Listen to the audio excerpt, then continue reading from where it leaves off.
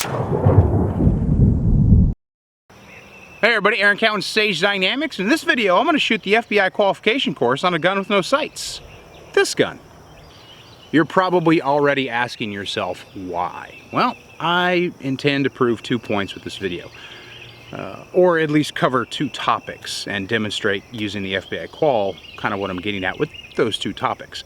First being that qualifications are a basic standard of measuring a prescribed skill set, be it instructed or intuitive, natural skill set. But the qualification in itself, by definition, is going to be some kind of compromise between acceptable skill set for court defensible purposes and an actual demonstration of applicable skill. Most qualifications are not going to measure someone's maximum performance ability. It's going to be designed to be somehow challenging, yet not so challenging that an individual could not pass it, given even the basic level of understanding of firearms fundamentals. I've yet to encounter a qualification course that if you had a basic understanding of the firearms fundamentals, you could not pass it. I'm using the FBI qualification course because it's one of the more well-known qualification courses out there. However, it is definitely not the most difficult qualification course I've ever fired. In fact, the qualification course I took when I attended FLETC for the Academy was much more difficult. The second point I mean to address in this video is eye-hand coordination and how much it does and does not do for us when it comes for shooting, specifically in the case of this video, the handgun.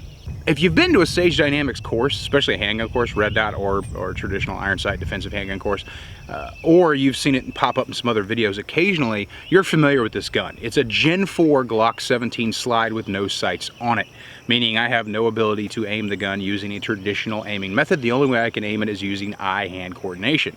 I use this gun as a demonstrational tool.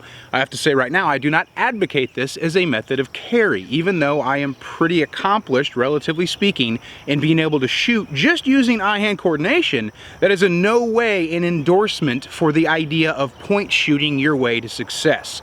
There are those gun store oracles out there that believe in the ridiculous statement of 3 yards, 3 rounds, 3 seconds. And while I don't know the origin of that statement specifically, who to attribute it to, whoever it is probably an idiot.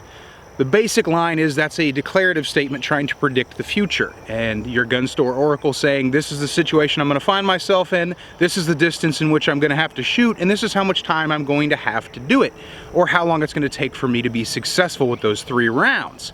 That's just bullshit thinking. And generally what, in my experience, all the years I've been shooting, training as a student and teaching as an instructor, people who say nonsense like that generally can't shoot. So if you have a gun store oracle in your life, you have that friend who believes that point shooting is the only way to defensively practice and sights aren't really necessary, have them shoot the FBI qual with no sights. Have them shoot any qual with no sights. Well, you know, let's stick to the FBI. Let's go with the standard. If they can't pass the FBI qual with no sights, they should probably just shut the f*** up.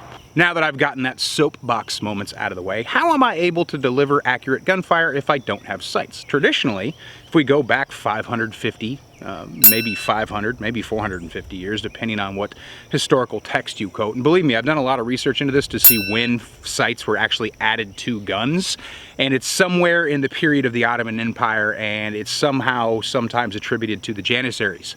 However, no one actually wrote it down, and of the historians I've talked to, no one's definitively sure, but it was sometime in the 1400s. That's 100 years of variance that we have to deal with. But that's me getting into the whole geeky nature of things. Point being, firearms originally didn't have sights, and the first sights were very crude, and then we kind of went forward from there to iron sights, and then we got into magnified optics, Trijicon, you know, the fiber optics and the Tritium, and then of course red dot, electronic optics, all that stuff. Original firearms aiming was done the exact same way that you aim a bow and arrow, eye-hand coordination, same way you aim a spear or a sword or an atlatl or a bolo or any kind of really weapon, to include your hands if you think about it. So everything but the firearm, the handgun with the iron sights, is aimed through eye-hand coordination, which is how you're able to derive a basic degree of accuracy when shooting a handgun without using an aiming method. I don't advocate this as a primary response to a self-defense situation, being like, oh, I'm just gonna point shoot. No, you shouldn't. The only time you should be point shooting is if the target is at a distance in which extension of the firearm to acquire the sights would put that firearm in jeopardy of being taken from you. So that's when you get into your close quarters contact, your high pectoral, your hip index shooting, stuff like that. But if I've got time and distance, relatively speaking, the sighting system is going to allow me to be much more accurate, relatively speaking. Now, the way this fantastic magic trick works, if you want to call it that, is through two neurological processes, physical, psychophysiological processes, if you will. I've got proprioception, which is my body's ability to know where my appendages are in any time and align them with things on my body, basically your X and your Y axis and your things, and reaching for your wallet and doing things without visually guiding your hand to wherever it needs to go. The second concept is eye-hand coordination, kinesthetics, the ability to use my eye in relationship to my hand to throw an object or to deliver some kind of accuracy with a reach or a grab. We are diurnal predators, eyes in front of the head. We got our depth perception. So those two concepts put together, or those two processes, I should say, put together, should allow me a reasonable degree of accuracy for distance alignment and doing things like throwing a ball or shooting a bullet at a reasonably sized target. In this case, the FBI Q99 target used for the FBI qualification course. Again, the gun I'm gonna be using, it's a Gen 4 Glock 17. It is I did throw it on an Agency Arms frame, so I've got a, you know, an aftermarket trigger or whatever. But I have no ability to aim the gun beyond my natural eye-hand coordination. If you're not familiar with the FBI qualification course, this is the most recent course, and in this video, what you're gonna see me shooting is I'm shooting it for the third time. The very first time I fired it was without sights. However, I had some corruption issues with my memory card, and not all the video made it, so I'm having to film it, I'm having to shoot it again. So what you're gonna see is my third time ever firing the FBI Q on a Glock 17 with no sights. It's fired from the 3, the 5, the 7, the 15, and the 25. And what I found shooting this qualification course is, well, you got a lot of time to do it. So without further delay, let's go ahead and see what happens when I shoot the FBI qualification course to distance and time standards on a gun with no sights.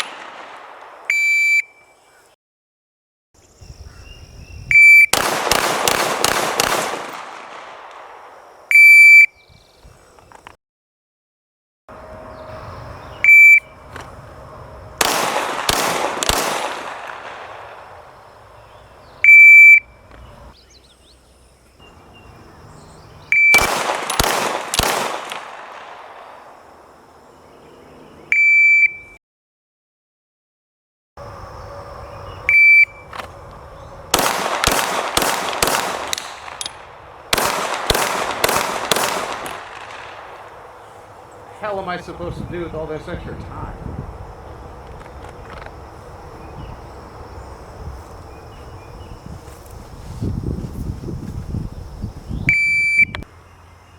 So, third time shooting the FBI qualification course, and I shot 100% on a gun with no sights. The first time I shot it, I shot a 90%, showing you that target now. So I've ran it 3 times and showed considerable improvement. In fact, the first time I shot it, and I wish I'd had the video for that because it was actually organic the very first time I'd ever fired it, I still shot a 90, which as a FBI special agent would have qualified me, qualification standards to attend FBI firearms qualification, or firearms instructor course. So that'd have been cool. But definitely a passing score. And 100% of course is a passing score. Just for comparison's sake, this is my second attempt. This is the very second time I fired the FBIQ, and I did it on a Glock 17 with an RMR. And as you can see, shot 100% as well, so I'm still passing. The scores are still there, because the scoring zone only says rounds got to be in the bottle, as they call it. All the rounds are in the bottle, but I think you can see that there's a definitive difference in precision of accuracy, consistency, when I use a sighting system versus when I don't. And I gotta tell you, from 15 and from 25, making eye-hand coordinated only aiming shots is no easy task. Where's the ultimate value in this? What am I really trying to say? Well, if you can pass a qualification course, that's kind of analogous to graduating from Velcro to shoelaces. You can tie your own shoes now. That's really all a qualification is proving, is you've met some kind of administratively applicable standard to demonstrate firearms proficiency for occupational needs, employment, or for a state mandated CCW course. And while I don't agree, at least at the citizen level, with the government mandating someone shoot a CCW qualification course, because they're usually very laughable, because again, qualifications usually have a great deal of compromise worked into them. So using a qualification course as an ultimate metric to firearms proficiency is not necessarily the way to go with things. It's not the mentality to have. Shooting a qual is much different than shooting under unknown conditions. I think everyone can agree with that. If you pass a qualification course, passing doesn't mean you shot really well on it, it just means you met the bar, the minimum standard. That doesn't necessarily mean you're going to be able to perform well under known conditions. On a qualification, we have known time, known distance, and known accuracy standards. The FBI qual is not a great measure of accuracy standards, because the overall, all you have to do is put a bullet inside the bottle. Again, like I said, there are harder quals out there. I shot this one because it's so well known, and for some reason very, very well respected as being a good measurement in some circles. My personal feeling is, if you can pass this FBI qualification course, you can probably also fog up a mirror when you hold it against your face. That's kind of like the basic level of operation. Looking at my accuracy comparisons between the two targets, one fired on a Glock 17 without sights, one fired on a Glock 17 with an RMR, you can see that there is a definitive difference in accuracy, clustering, and consistency of the rounds that were shot at those distances from 3, 5, 7, 15 back to 25. Times in this thing are very generous, but I'm just talking specifically about the accuracy itself. The qualification was no real challenge for me. And I'm not saying that I'm the greatest handgun shooter in the world, because by no means am I. However, I am saying that for my skill set, for where I'm at, both as a student and as an instructor, the FBI qualification didn't present a significant challenge to my skill set, which is kind of where I'm going with this. If you work for the FBI, then this is kind of like, you have to shoot it in order to maintain, an essential function of employment and keep your job. If you're trying to use the FBI qual as a training aid, I would probably say that it's best served when you're just getting into shooting, but it's not something that you should be using as a benchmark once your skills have begun to develop beyond this. To the second point, what this video demonstrates for my skill set is 90% of my accuracy is achieved through general eye-hand coordination, and I think that's why firearms evolved to where we have them now. Is a lot of the fine-tuning needs to be done with some kind of refined method of aiming. That's why using firearms without sights just wasn't sustainable once they became the common military arm, and then of course moving forward from the 15 to the 16, 1700s and so on and so forth. We saw a gradual, very gradual improvement in the sighting systems that were available, because no sights just wasn't doing it.